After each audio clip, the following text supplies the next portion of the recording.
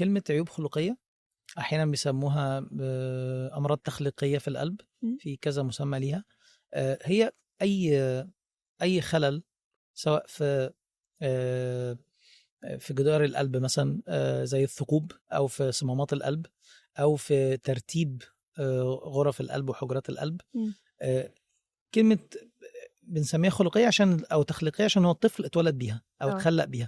فهي بالإنجليزي حتى بنشخصها dated since birth، يعني من أول ما الواحد اتولد وهو عنده الحاجة دي.